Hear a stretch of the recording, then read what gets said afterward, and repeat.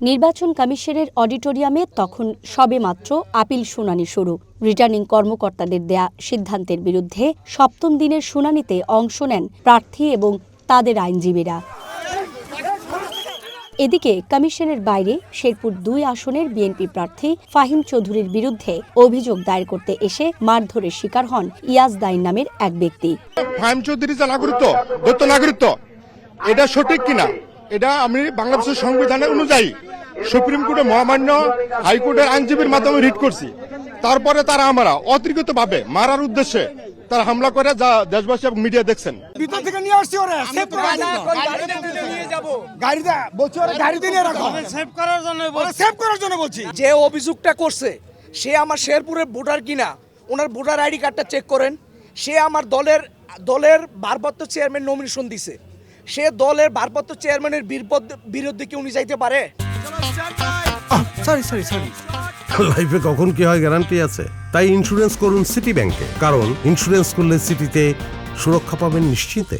ওই ব্যক্তির আইনজীবীর ভাষ্য, দ্বৈত নাগরিকত্বের কারণে রিটার্নিং কর্মকর্তা ফাহিম চৌধুরীর প্রার্থিতা বাতিল করেন। তা বহাল রাখার দাবি জানাতে এসেই তিনি হেনস্থার শিকার। নিরাপত্তাহীনতায় ভুগছেন আইনজীবী নিজেও।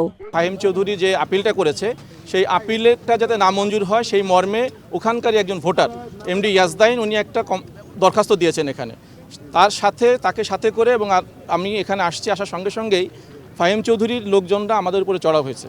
আমার ওই ইয়াজদাইনকে তারা এখান থেকে জোর করে মারধর করে বের করে দিয়েছে। শুধু তাই না, আমি আইনজীবী, আমার উপরেও তারা চড়াও হয়েছে এবং আমাকে এখান থেকে বের করে দেওয়ার চেষ্টা করেছে। আমি নিরাপত্তাহীনতায় আছি। এটি নিছক বিচ্ছিন্ন ঘটনা দাবি করে বিএনপি পক্ষের আইনজীবী বলছেন, ফাহিম চৌধুরীর প্রার্থিতা ফিরে পেতে ইসিতে তিনি নিজেই আপিল করেছেন, যার সিদ্ধান্ত হবে শনিবার। আমি তো শুনানির জন্য সেই ৩টা পৌনে ৩টা থেকে আমি অডিটোরিয়ামের ভিতরে, সুতরাং বাইরের কোনো বিচ্ছিন্ন ঘটনা। এবং সবচেয়ে বড় কথা, ফাহিম চৌধুরী সাহেব নিজেও কিন্তু অডিটোরিয়ামে আমার সঙ্গে উপস্থিত ছিলেন। শেরপুর ২-এর আপিলকারীর নাম হচ্ছে ফাহিম চৌধুরী, যার মনোনয়নপত্র বাতিলের বিরুদ্ধে তিনি আপিল করেছেন। সুতরাং এখানে অন্য কোনো ব্যক্তি আপিল করে নাই, কোনো সুযোগ নেই। এদিন প্রার্থিতা ফিরে পেয়েছেন যশোর ২ আসনের বিএনপি মনোনীত প্রার্থী সাবেরা সুলতানা। ছোটখাটো ভুলে বাতিল হওয়া অনেকেই ফিরে পেয়েছেন তাদের প্রার্থিতা। সাবেরা সুলতানা ওনার মনোনয়নপত্র বিএনপির প্রার্থী হিসেবে যশোর ২ আসনে ওনার মনোনয়নপত্র চূড়ান্তভাবে বৈধ ঘোষণা করেছেন। আমার ত্রুটি ছিল, আমি হলফনামায় সিগনেচার করতে ভুলবশত সিগনেচার করি নাই। আমাদের দল হচ্ছে বাংলাদেশ খেলাফত আন্দোলন হাফিজি হুজুর রহমতুল্লাহের দল এবং প্রতীক হচ্ছে বটগাছ। রিটার্নিং অফিসারের সিদ্ধান্তের বিরুদ্ধে আপিল করে প্রার্থিতা নামঞ্জুর হওয়া অনেকেই তুলে ধরেন প্রশাসনের গাফিলতির কথা। নির্বাচনে হালচাল, নির্বাচনের যে ডিসিদের মাধ্যমে যে কারসাজি, এটা জাতির সাথে একটা তামাশা ছাড়া কিছুই না।